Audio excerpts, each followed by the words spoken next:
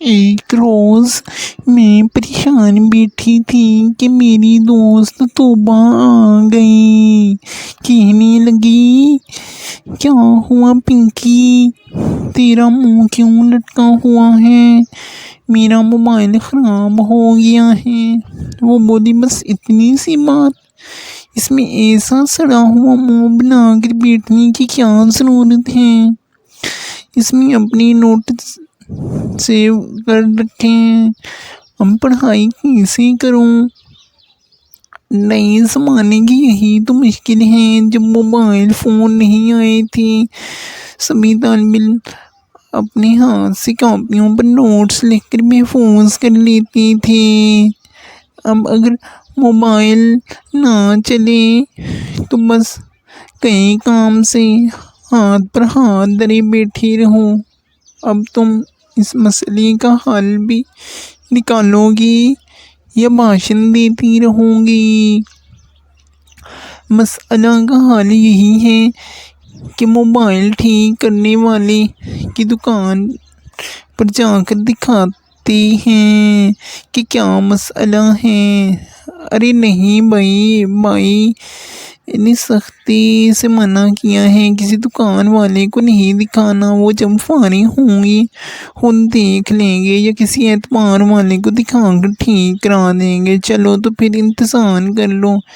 کیسے کر لو انتظار؟ کل ٹیسٹ ہے۔ اچھا تو پھر میرے گھر چلو، کوئی معمولی مسئلہ ہوگا۔ میرے بھائی کو یہ فون ٹھیک کرنا آتے ہیں، ہم ایک دوسرے کے گھر آتے جاتے تھے۔ میں نے سوچا کہ یہ ٹھیک رہے گا، پریشان بیٹھے رہنے سے بہتر ہے کہ اس کے بھائی کو دکھا دوں، شاید وہ میرا فون ٹھیک کر دیں۔ میں اس گھر چلی گئی جو زیادہ دور نہیں تھا۔ اتفاق سے اس کا بھائی زاہد گھر پر موجود تھا۔ اس نے میرا فون دیکھا اور بولا، اس میں کوئی خرابی نہیں، بس یہ لاک ہو گیا ہے۔ تبھی 1 منٹ میں اس نے صحیح کر دیا۔ دراصل یہ موبائل میرے بھائی نے انہی دنوں دیا تھا۔ اس سے پہلے میرے پاس کوئی موبائل نہیں تھا، لہٰذا میں اس کو آپریٹ کرنے سے ناواقف تھی۔ میں بہت خوش ہوئی کہ میرا مسئلہ توبہ نے 1 سیکنڈ میں حل کرا دیا تھا۔ میں اتنی دیر سے ٹینشن میں مبتلا رہی تھی۔ زاہد سے میری یہ پہلی ملاقات نہیں تھی۔ جب میں ان کے گھر جاتی تو اکثر اس سے آمنا سامنا ہو جاتا تھا۔ زاہد ہم سے بڑے ہونے کے ناطے اپنے بڑے پن میں رہتے اور میں بھی دور سے سلام کر کے آگے بڑھ جاتی۔ پہلی بار فون کی وجہ سے ہمیں ایک دوسرے سے بات کرنے کا موقع ملا تھا۔ خیر، اس بات کو چند روز گزرے تھے کہ ایک دن توبہ ہمارے گھر آئی اور یوں ہی مذاق میں کہنے لگی کہ اگر تم میرے بھائی کو پسند کر لو اور میری بھابھی بن جاؤ تو پھر کوئی ہمیں جدا نہ کر سکے گا۔ میں توبہ کا منہ تکنے لگی تو وہ بولی، ایسے کیوں تک رہی ہو؟ کیا میں نے کوئی بری بات کہہ دی ہے؟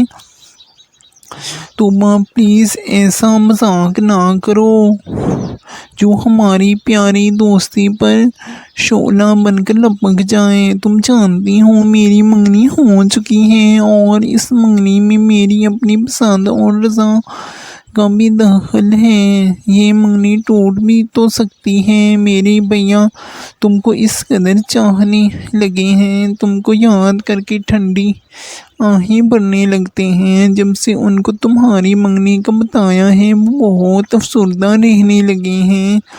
مجھ سے تو اپنے بھائی کی یہ حالت نہیں دیکھی جاتی۔ تم ایسی باتوں سے باز رہو۔ میں نے اس کو سمجھایا، تمہارا بھائی شادی شدہ ہے اور اپنی بیوی کو طلاق دے چکا ہے، بھلا اس کا میرا کیا جوڑ؟ وہ جھٹ سے بولی، طلاق دے چکا ہے تو کیا؟ ایسے تو کئی واقعات ہو جاتے ہیں۔ زاہد اچھی شکل کا ہے، जवान है और दौलतमंद भी, इसमें कोई कमी नहीं। तुम्हें और क्या चाहिए? तभी मैंने उसको डांट दिया, तब वो चुप हो गई। मैंने उसे ये भी धमकी दी कि अगर उसने दोबारा ये बात मुंह से निकाली तो यकीनन हमारी दोस्ती हमेशा के लिए ख़त्म हो जाएगी। तभी वो मुझसे नाराज़ हो गई। काफ़ी दिन मैं उसके लिए उदास रही। आखिर वो बचपन की सहेली थी, हम एक दूसरे से मोहब्बत, मगर मैं उसको अपनी मंगेतर पर तरजीह तो ना दे सकती थी, जबकि मंगनी भी मेरी पसंद के लड़की से हो चुकी थी। एक माह गुजर गया, वो भी शायद मेरे लिए उदास थी। आखिर वो खुद मेरे घर आ गई और अपनी बातों के लिए माजरत करने लगी। मैंने उसे माफ़ कर दिया। एक दिन मैं उसके बुलाने पर उसके घर चली गई, तब उसकी अम्मी ने बातों बातों में पूछा, तेरी किसके साथ मंगनी हुई है? पिंकी, मेरी बाजी के देवर के साथ। मैंने बताया तो वो बोली, आज तुम्हारी माँ जिंदा होती तो बात करना मेरे लिए भी आसान हो जाता। मैं खामोश रही। उस रोज़ सुबह घर पर ना थी। मैं उससे मिले बगैर ही वापस आ गई। दूसरे दिन उसकी भाभी ने एक खत ला कर दिया। मैं समझी तौबा का होगा, चूँकि मुलाकात ना हो सकी थी इसलिए खत लिख दिया होगा। खत देख तो सकते मैं आ गई। ये खत तौबा का नहीं, उसके भाई जाहिद का था। लिखा था, बुरा ना मानो तो एक बात अर्ज करना चाहूँगा। मैं बहुत अच्छे तक से तुम्हें पसंद करता हूँ। मैं शरीफ और इज़्ज़तदार आदमी हूँ। अगर तुम इकरार कर लो तो अपनी अम्मी को तुम्हारे घर प्याम के लिए मैं भेज दूँ। मुझे बहुत गुस्सा आया। उसी वक्त खत को फाड़ कर फेंक दिया और सोचने लगी कि ये लोग किस कदर ढीठ हैं। मैं अपनी मंगेतर के सिवा किसी और का तस्वुर भी नहीं कर सकती। मैंने उनकी बाजी के सामने जाहिद को बहुत बुरा भला कहा और तोला से कत्ल ताल्लुक़ कर लिया। कई दिन गुजर गए। आखिर एक दिन उसकी अम्मी आ गई। माजी उनसे अखलाक से मिले, इज्जत से बिठाया, चाय पिलाई। बातों बातों में बेटे की तारीफ़ें करने लगी और इशारों किनारों में रिश्ता मांगा। माजी ने साफ कह दिया कि उसकी मेरे देवर के साथ मंगनी हो चुकी है। अब कहीं और रिश्ते का सवाल ही पैदा नहीं होता। उस रोज़ बाजी हमारे घर ठहरी हुई थी। तूबा की अम्मी ने बहुत जिद की। आखिरकार उनको मायूस लौटना पड़ा। चंद दिन गुजरे होंगे कि जाहिद शर्जील भाईजान की दुकान पर आया और उनसे कहा कि आपसे ज़रूरी बात करना है। वो जाहिद से बखूबी वाकिफ़ थे, लिहाजा दुकान बंद की और वो करीबी कैफ़े ले गया। चाय मंगवाई और पूछा। काफ़ी दिन मैं उसके लिए उदास रही। आखिर वो बचपन की सहेली थी, हमें एक दूसरे से मोहब्बत थे, मगर मैं उसको अपने मंगेतर पर तरजीह तो ना दे सकती थी, जबकि मंगनी भी मेरी पसंद के लड़के से हो चुकी थी। एक माह गुजर गया, वो भी शायद मेरे लिए उदास थी। आखिर वो खुद मेरे घर आ गई और अपनी बातों के लिए माजरत करने लगी। मैंने उसे माफ़ कर दिया। एक दिन मैं उसके बुलाने पर उसके घर चली गई, तब उसकी अम्मी ने बातों बातों में पूछा, तेरी किसके साथ मंगनी हुई है पिंकी? मेरी माजी के देवर के साथ। मैंने बताया تو وہ بولی آج تمہاری ماں زندہ ہوتی تو بات کرنا میرے لیے بھی آسان ہو جاتا۔ میں خاموش ہو رہی۔ اس روز توبہ گھر پر نہ تھی۔ میں اس سے ملے بغیر ہی واپس آ گئی۔ دوسرے دن اس کی بھابھی نے ایک خط لا کر دیا۔ میں سمجھی توبہ کا ہوگا۔ چونکہ ملاقات نہ ہو سکی تھی اس لیے خط لکھ دیا ہوگا۔ خط دیکھا تو سکتے میں آ گئی۔ یہ خط توبہ کا نہیں، اس کے بھائی ساحل کا تھا۔ لکھا تھا، برا نہ مانو تو ایک بات عرض کرنا چاہوں گا۔ میں بہت عرصے تک سے تمہیں پسند کرتا ہوں۔ میں شریف اور عزت دار آدمی ہوں۔ اگر تم اقرار کر لو تو اپنی امی کو تمہارے گھر پیام کے لیے میں بھیج دوں۔ مجھے بہت غصہ آیا۔ اسی وقت خط کو پھاڑ کر پھینک دیا اور سوچنے لگی کہ یہ لوگ کس قدر ڈھیٹ ہیں۔ میں اپنے منگیتر کے سوا اور کسی کا تصور بھی نہیں کر سکتی۔ میں نے ان کی پانجی کے سامنے زاہد کو بہت برا بھلا کہا اور توبہ سے قطع تعلق کر لیا۔ کئی دن گزر گئے۔ آخر ایک دن اس کی امی آگئی۔ باجی ان سے اخلاق سے ملی، عزت سے بٹھایا، چائے پلائی، باتوں باتوں میں بیٹے کی تعریفیں کرنے لگی اور اشاروں کنایوں میں رشتہ مانگا۔ باجی نے صاف کہہ دیا کہ اس کی میرے دیور کے ساتھ منگنی ہو چکی ہے، اب کہیں اور رشتے کا سوال ہی پیدا نہیں ہوتا۔ اس روز باجی ہمارے گھر ٹھہری ہوئی تھی۔ توبہ کی امی نے بہت ضد کی۔ آخرکار ان کو مایوس لوٹنا پڑا۔ چند دن گزرے ہوں گے کہ زاہد شرجیل بھائی جان کی دکان پر آیا اور ان سے کہا کہ آپ سے ضروری بات کرنا ہے۔ وہ زاہد سے بخوبی واقف تھے، لہذا دکان بند کی اور اس کو قریبی کیفے لے گیا، چائے منگوائی اور پوچھا آپ نے کیوں زحمت کی، فرمائیے، میں سیدھے سادے طریقے سے مدعا بیان کر دیتا ہوں۔ میں آپ کی بہن سے رشتہ چاہتا ہوں۔ چونکہ آپ کی والدہ حیات نہیں ہیں اور آپ ہی گھر کے سربراہ ہیں تو میں نے آپ سے براہ راست بات کرنا مناسب سمجھا۔ برا مت مانیے گا، یہاں لڑکیاں ہوں تو رشتے بھی آتے ہیں۔ میری بہن کی منگنی ہو چکی ہے اور جلد شادی ہونے والی ہے، اس لیے رشتے کا سوال ہی پیدا نہیں ہوتا۔ آپ کی امی بھی یہی مدعا بیان کرنے آئی تھیں اور میری بہن ان کو بھی یہ بتا چکی ہیں۔ آپ نے خواہ مخواہ دوبارہ زحمت کی۔ آپ کو ایسا نہیں کرنا چاہیے۔ اب آئندہ ہمیں پریشان نہ کیجیے گا۔ بھیا کا روکھا اور سیخ جواب سن کر زاہد آپے سے باہر ہو گیا اور دھمکی آمیز لہجے میں کہا، دوبارہ تو آنا پڑے گا، آپ کو شاید سوچنے کے لیے وقت چاہیے، سوچ کر رکھیے گا، میں 2 ہفتے بعد آؤں گا۔ میں آپ کی بہن کو پسند کرتا ہوں اور اس کا خیال دل سے نہیں نکال سکتا، ورنہ میری زندگی برباد ہو جائے گی۔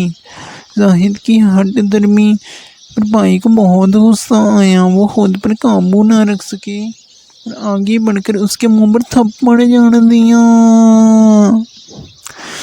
اس پر وہ بولا، اب یاد رکھنا، میں اس بے عزتی کا ضرور بدلا لوں گا۔